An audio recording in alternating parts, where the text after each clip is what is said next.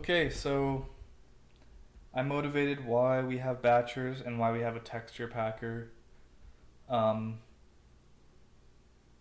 and I guess I'll just kind of crystallize those two ideas because, once you can draw your objects in a efficient way so that you have enough frames that you're happy with, then you're kind of like set, right? Because if you think about that,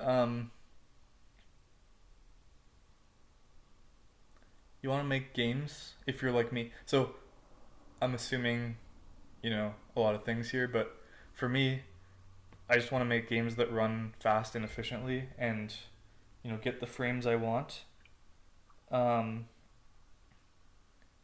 and so once I have that in place, I'm not object wise drawing, and that's the main thing. I'm getting my frames now. I'm rendering pretty damn fast. Like, I open up my gaming laptop and I'm getting like 3K frames. Obviously, way too many frames, but, that's good. I have a lot of freedom to do what I want with that. Like, I could slow that down a lot and I'm still getting like a bunch of frames. And I'm getting like 500 frames on this like really bad computer. So, something like that is great for me because sure, I can add lighting, I can add stuff, but this is a base thing where I can now develop a game on top of it, right? So I didn't fully explain all the intricacies of like the battery and stuff, so I just kind of want to sprinkle some extra on top about how stuff is done, right? So another thing that we kind of didn't talk about was the matrix that puts your object in the world where you want it to be. Um, so with something like that, we used to, if we were using like object-wise rendering, we would just bind that and draw it, and then bind it and draw it for each object. That's bad. We have our huge VBO of all of our objects now, but how do we do our model matrices like in the same way? Well, it's kind of the same idea as everything else we've done, which is like make an array and then index into it, or make an array, store the index on the vertex as an attribute, and use that in the shader to like grab the right thing, right? So that's pretty good because let's say we have our ball. Now we need to know what model matrix is going to be used to like move that ball to the right place. So the first thing that we do is like figure out what that is and then index into the model matrix array at the right place to grab that matrix and to transform that point. And it's vertex wise because that's how shaders work. So given a vertex, figure out what the so in our context we call that a local to world transformation because we're taking it from like the ball's origin, which is like probably at the center of the ball, and now we're moving the ball to be in a place that's different than that. It's no longer centered at its origin. It's in the world somewhere. So local to world, LTW. So that's our LTW transform, and we just grab the correct LTW matrix, and that will put that vertex in the right place. So how do we do that? Well, we can store in the shader like an array, and the way I do it is with a uniform buffer object because in more advanced versions of OpenGL you have things called SSBOs, which is like a way to store a lot of stuff right into your shader, but I don't have access to that right now, so I just use UBOs. UBOs are good because they work in OpenGL 3.3, and I think I can get up to like 1024 for one UBO. That is, I can store 1024 model matrices.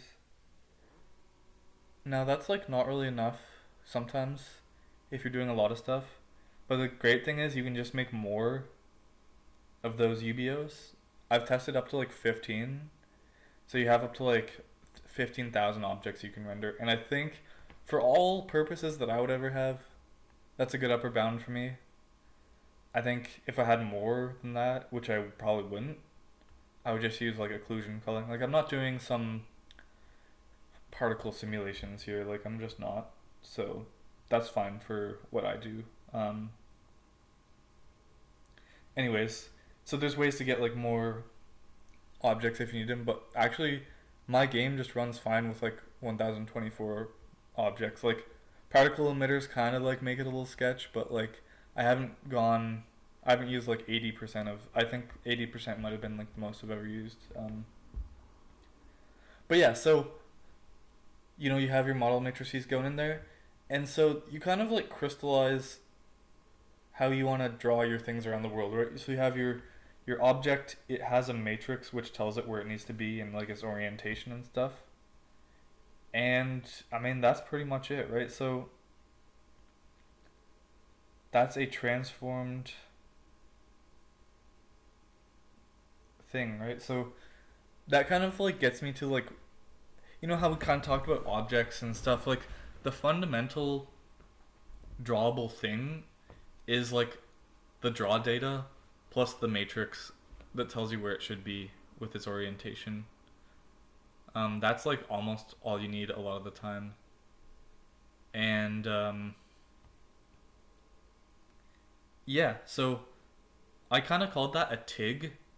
And the reason why is because it's like, well, what I do is I have like index vertex positions. I usually call that like IVP. And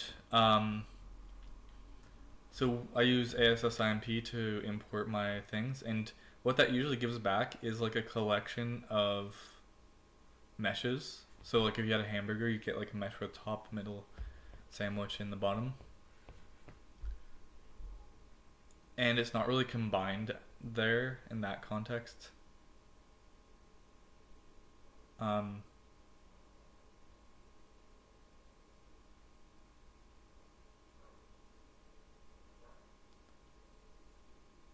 and so I call it just like a transformed IVP group, TIG for short. A TIG is just kind of like that fundamental crystallized piece of data where it's like the draw data plus the matrix, right? Once you start kind of thinking like this, it's pretty nice because that's kind of the fundamental place you get to at the end of the day. Like you have your batcher, you have a way of using your textures, you have like your draw data plus your matrix. You just put it in the right place and go. And the rendering setup is like nice. It doesn't require object wise drawing. And so that's kind of where we're at right now in terms of rendering. So I find that to be a good place for me. And then I just build systems on top of that. I'm sure in the future things will get even more crystallized, but right now that's kind of like a good launch pad that I find that I can use and get started and make stuff quickly. So yeah, that's about it.